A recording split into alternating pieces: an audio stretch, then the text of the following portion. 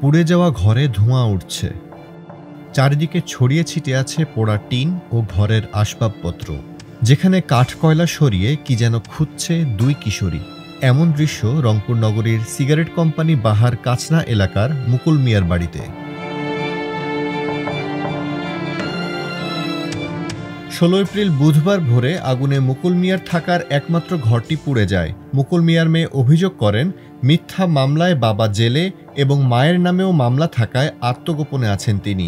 আর এই সুযোগ কাজে লাগিয়ে মুকুল মিয়ার বাড়িতে আগুন দিয়েছে দুর্বৃত্তরা। রাত 3টার দিকে আগুন লাগাই দিছিল। তো কয়েকদিন মানে 1 মাস হয়ে গেল আমার আব্বু জেলখানায় আছে। তো কয়েকদিন আগে শওকত উকিল এখানে আসছিল সাইনবোর্ড গাড়ার জন্য। উনি আমার ফুপ্পি, আমার মা, আমার ফুপা, আমার জ্যাঠো সবার নামে মামলা দিছে। তাদেরকে পলাতক আসামি হিসাবে করে রেখেছে। এখন আমরা 2 বোন এখানে একাই থাকি। অভিযোগ উঠেছে, জবরদস্তি করে জমি দখল নিতে তাদের ঘরে আগুন দিয়েছে দুর্বৃত্তরা। মুকুল মিয়ার বাড়ি ঘেঁষে অ্যাডভোকেট শওকত আলী ও নাহিদ ইয়াসিনের জমি।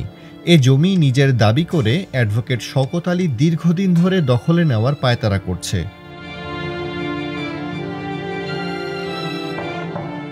জমি দখলে নিতে না পেরে মুকুল মিয়ার বিরুদ্ধে একে একে 3টি মামলা দিয়েছে অ্যাডভোকেট শওকত আলী। জমি খালি করতে তিনি মুকুল মিয়ার বাড়িতে অগ্নিকাণ্ডের ঘটনা ঘটিয়েছে অভিযোগ স্থানীয়দের।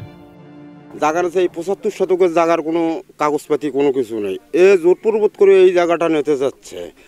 তা এলাকাবাসী নামে যখন কথা বলে এলাকাবাসীর নামে মামলা দেয়। আমার ভাইকে তো সেই জন্য ওখানে আটকে রাখছে।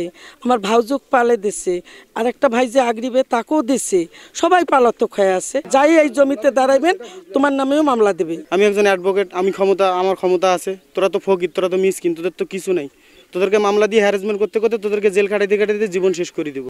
আমরা ছিলাম দোকানে কাজে ছিলাম, আমাদের নামে 10 লাখ টাকা চাঁদাবাজি মামলা দিয়ে আমাদেরকে জেল খাটাইছে 1 মাস। উনি মামলা খালি মিথ্যা মামলা দিতেছে। মসজিদ থেকে শুক্রবারই জামাতের নামাজ পড়িয়ে ওনার থেকে 10 লাখ টাকা চাঁদা চাইছি আমি।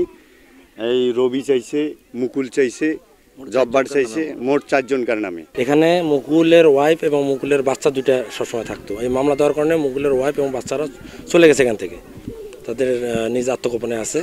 4টার দিকে ফায়ার সার্ভিসের গাড়ি যখন আসে তখন আমরা বুঝতে পারছি যে এখানে আগুন লাগছে।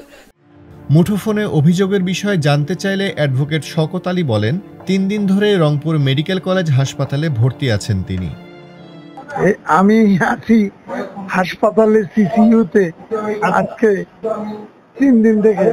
আমি কেন এগুলো করতে যাবো বলেন? আমার জমি আমি কেন অগ্নিসংযোগ করবো?